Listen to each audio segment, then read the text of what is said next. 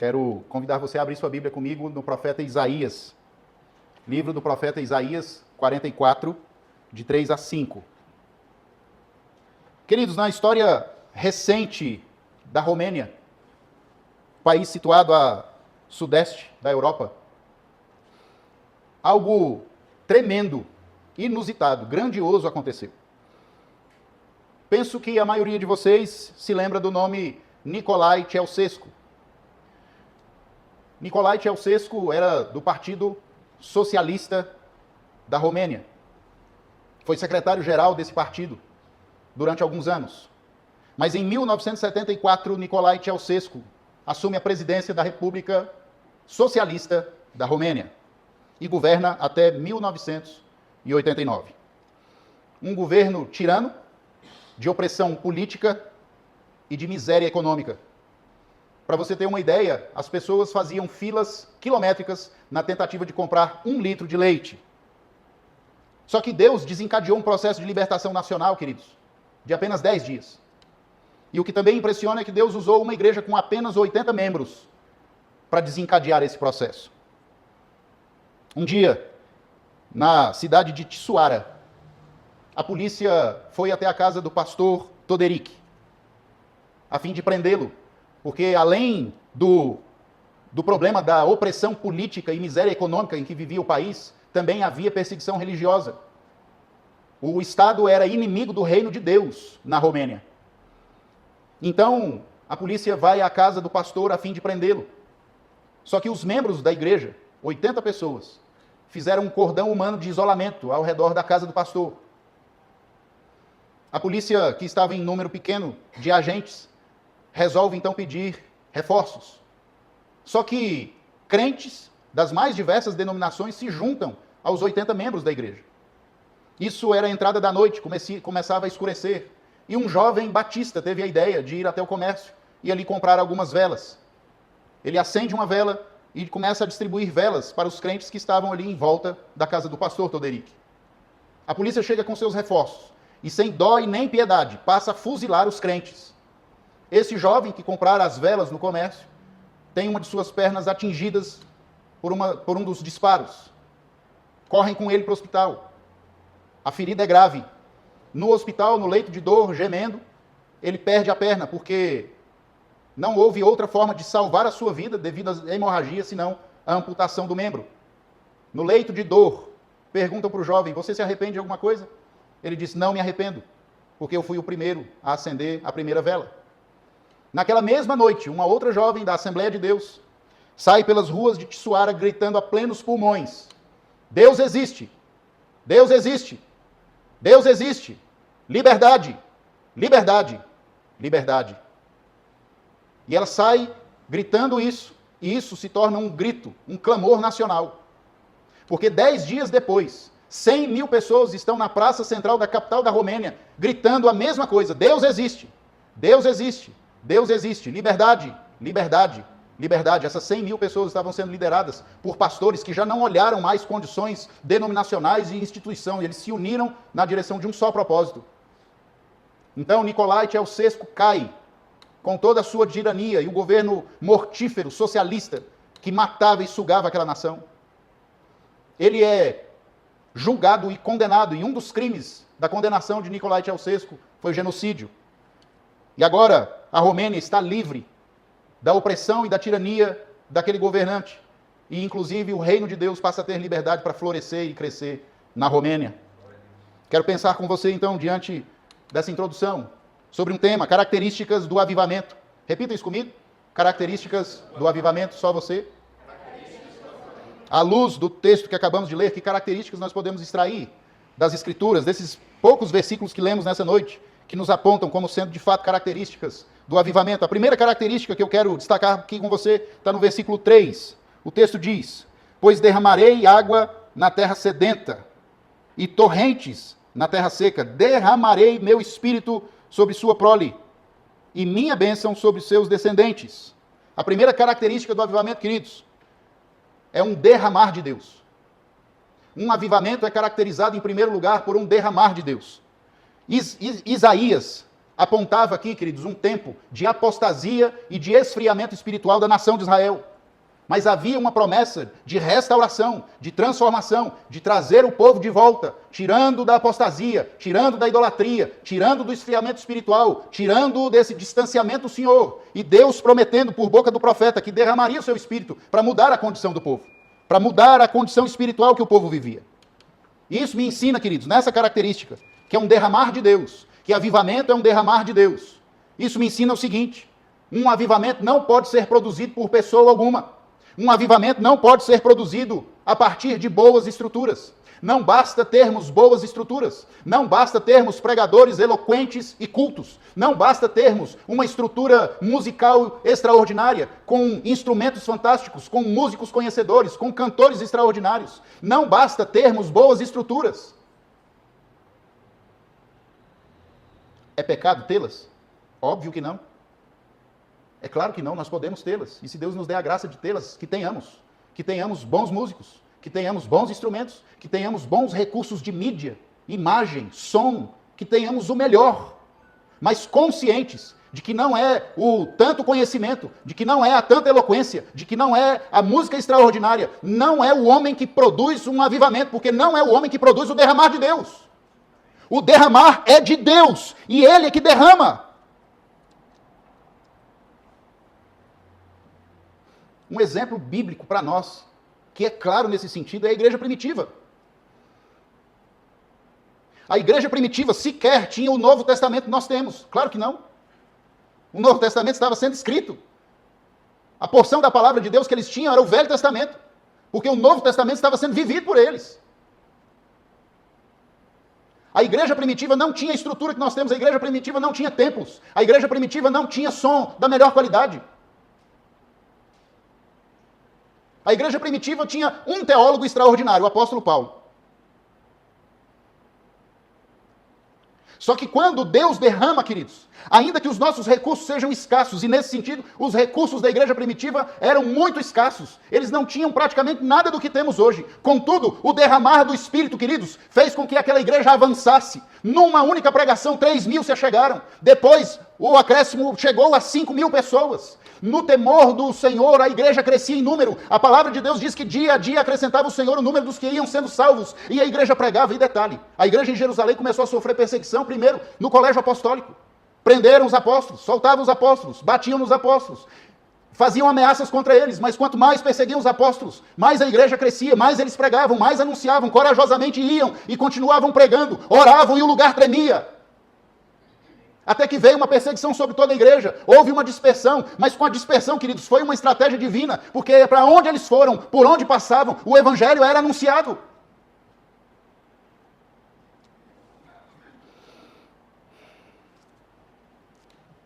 Não sei se você já teve a oportunidade de ver as belíssimas cataratas de Iguaçu. É Santa Catarina, né? Paraná. Eu não só vi pela televisão até hoje. Mas eu acho aquilo um espetáculo extraordinário. E quando eu olho para o texto e eu lembro das cataratas, eu penso o seguinte, queridos: Deus não quer derramar conta-gota. Deus quer derramar águas caudalosas, profundas. Deus quer derramar águas abundantes. Assim como ele derrama, ou assim como as águas se derramam e passam pelas ravinas do deserto no Negueb, lembra Salmo 126? E por onde aquelas águas passam há uma explosão de vida. O Senhor quer derramar água sobre o seu povo.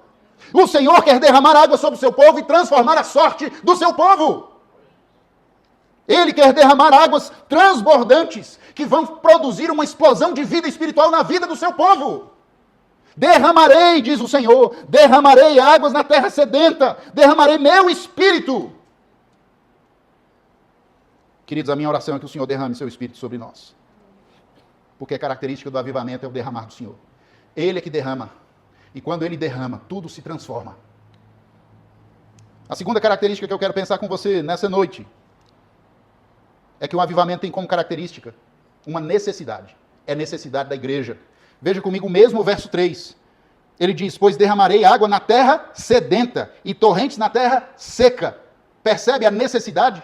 Porque o texto diz que as águas serão derramadas sobre onde está sedento e onde está seco, onde está árido. Essa é a necessidade. Se por um lado o avivamento é uma característica, ou tem como característica um derramar de Deus, e as águas do Espírito é que são derramadas, Ele é que derrama e produz o avivamento.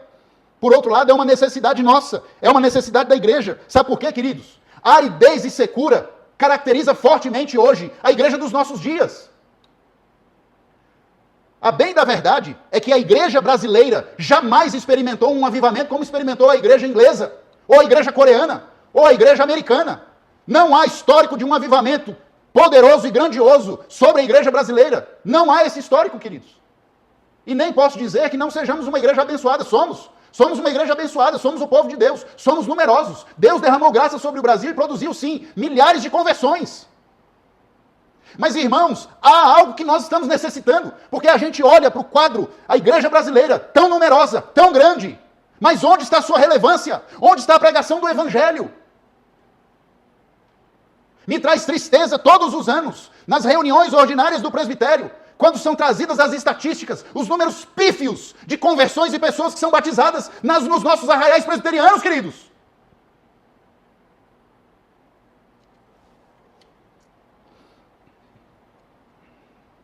Falta-nos sede das águas que Deus pode derramar. Nossa condição espiritual é árida, é seca. Haja visto o grande número de crentes que têm anos e anos de vida de igreja e nunca leram sequer a Bíblia toda. Não conhecem as Escrituras, são rasos no conhecimento de Deus. Sabe por quê? Porque falta sede de Deus, queridos. Falta sede de Deus. Não existe vida de oração. A vida de oração mais parece uma rezinha pronta, na hora de dormir ou talvez antes de fazer uma refeição.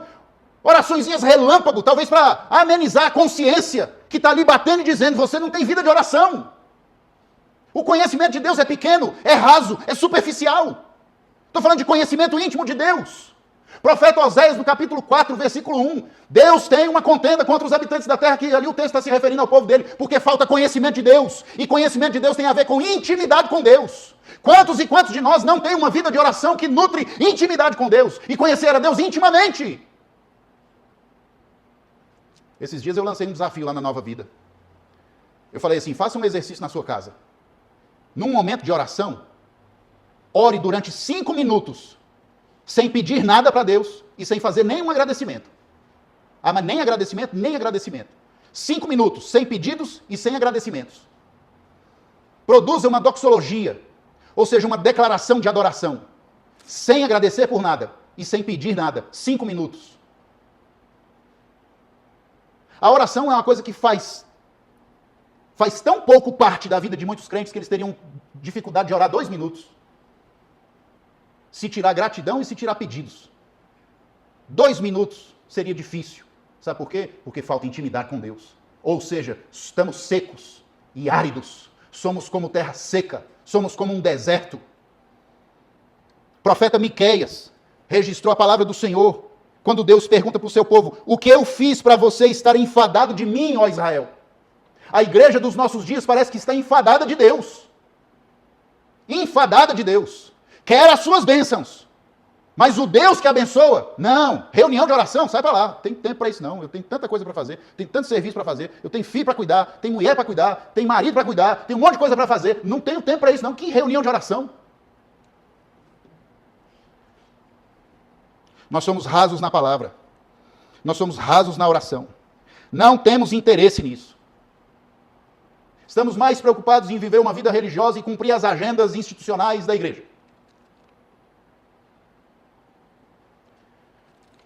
Mas vida de quebrantamento, de buscar o Senhor e amá-lo como a pessoa mais importante de nossas vidas, como aquele que está acima de tudo que nós temos e tudo que nós somos, e tê-lo como primazia e como prioridade, o seu reino, o seu reino, buscar em primeiro lugar o reino de Deus e a sua justiça, as outras coisas serão acrescentadas. Na cabeça de muitos eu acho que isso é uma utopia. Não, tem jeito de viver isso não. Isso aí está escrito lá para outros tempos, para outras eras. Naquele tempo o povo podia viver isso, hoje não. Ou seja, um avivamento é um derramar que vem de Deus, não é produzido pelo homem. E característica de avivamento é a nossa necessidade por um avivamento. É uma necessidade da igreja um avivamento, queridos. E nós precisamos clamar por isso. Porque todo avivamento começa com oração, todo avivamento começa com busca, todo avivamento começa, queridos, com um forte arrependimento nos corações do povo de Deus e busca incessante pela presença dele, entendendo que ele é mais importante do que tudo. Sabe por quê? Porque Deus não nos chamou para sermos fazedores. Deus nos chamou para um relacionamento. Jesus de Nazaré, quando instituiu o colégio apostólico, o texto bíblico diz que ele os designou apóstolos para estarem com ele. E depois de estarem com ele, desenvolvendo, desfrutando da sua presença em um relacionamento, aí eles passaram a fazer as coisas que Jesus mandou eles fazerem. Tem uma obra a ser feita? Sim. Mas sem um relacionamento com o Deus da obra, não existe obra. Ele não nos chamou para sermos fazedores. Ele nos chamou para um relacionamento, querido. Só que nós estamos tão secos e tão áridos que a gente tem até dificuldade de entender isso. Porque nos falta intimidade com Deus. Nos falta enchimento do Espírito Santo. A palavra de Deus diz, enchei-vos do Espírito. Isso é uma ordem, está no imperativo. Mas nós não buscamos a Deus para sermos cheios dele. Por isso um avivamento é uma necessidade da igreja. Para não me delongar. A terceira característica. Um avivamento traz frutos extraordinários. Um avivamento traz frutos extraordinários. Missão Quassis Abantu, África do Sul, 1966. Uma equipe de missionários está naquele país já há alguns anos, há alguns bons anos. Resultados muito pequenos. Num belo dia, uma nativa chega para o pastor que chefiava a missão, um grupo de alguns missionários que estava ali já há anos fazendo um trabalho. Diz para ele, minha filha está amarrada no tronco de uma árvore, possuída pelo demônio, já há vários e vários dias. O Deus que você prega tem poder para libertá-la? Preciso que algo seja feito, minha filha está morrendo. E ele, sim, eu creio que o Deus que eu prego pode libertar a sua filha. Então, por favor, vamos à minha casa. Ela está amarrada lá no quintal, numa árvore. E a cabeça daquele pastor já começou, meu Deus do céu, isso não vai acontecer nada. Meu Deus, e se eu orar e essa menina não for liberta? Meu Deus, e agora, chegou lá. Parecia que ele estava adivinhando. E gritou, e esperneou, e gritou, e nada. Nada. Chamou a equipe de missionários, a mesma coisa, gritou, esperneou, e orou, e clamou, e pelejou, nada. Envergonhado, ele voltou e foi fazer suas malas e disse, eu vou embora, porque não há mais nada que eu possa fazer aqui.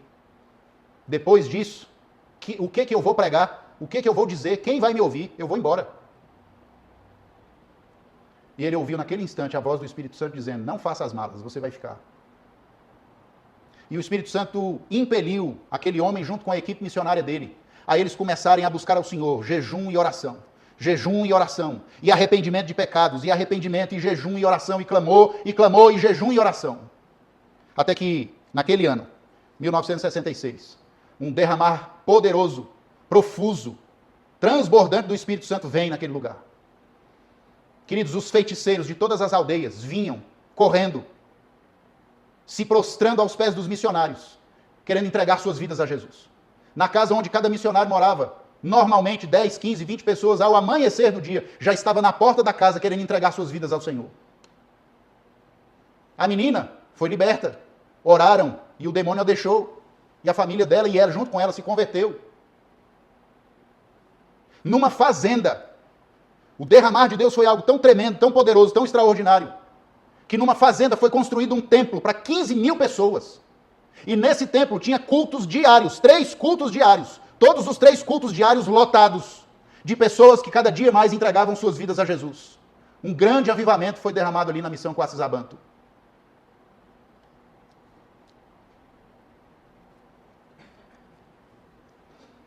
O presbiterianismo chegou ao Brasil em 1859, com Ashbel Green Simonton.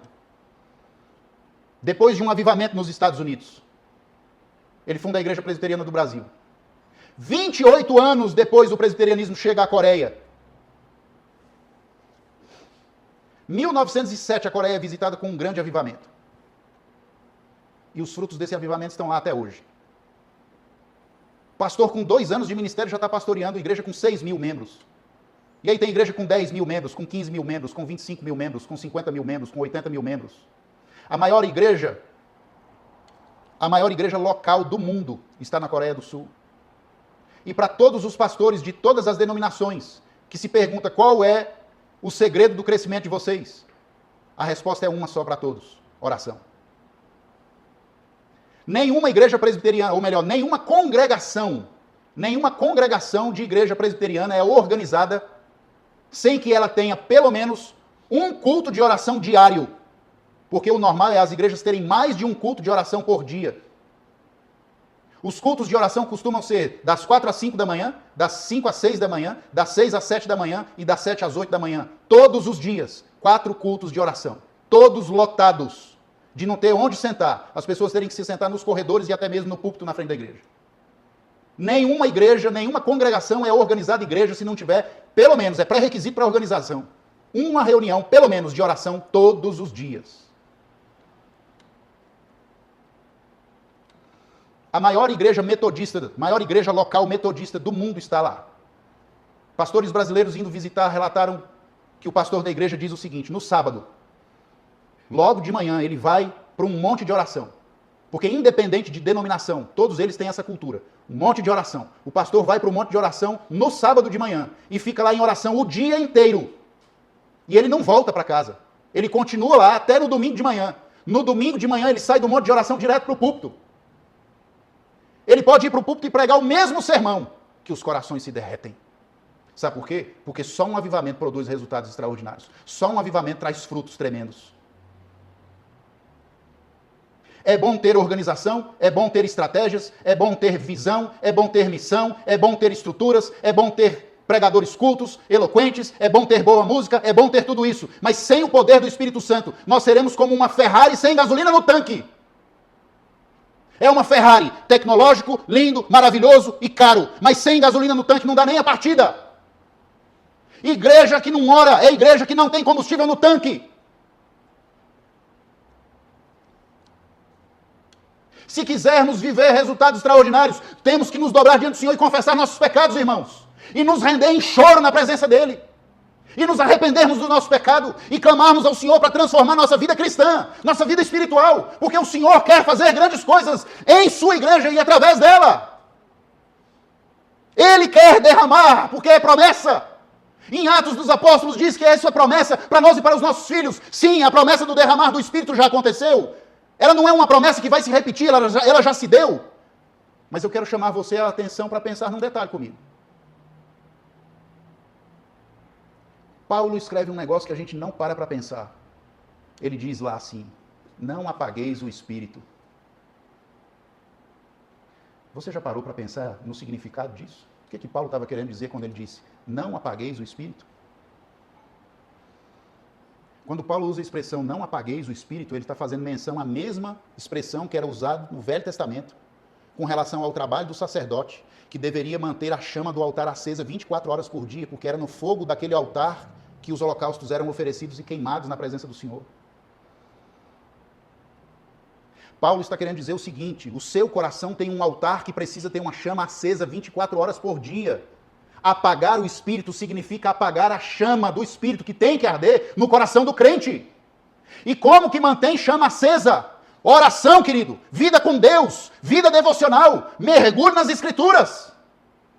É relacionamento com Deus que mantém a chama do altar do nosso coração acesa. É chama que está acesa e se mantém acesa pela vida de relacionamento íntimo com Deus, pela oração, irmãos. Isso significa, queridos, que nós estamos incorrendo no erro de deixarmos essa chama apagar, porque nos falta intimidade com Deus. Estamos andando na fé e na caminhada cristã como terra seca, árida, cinza, quando Deus tem mananciais, quando Deus tem águas profusas e profundas e caudalosas para derramar.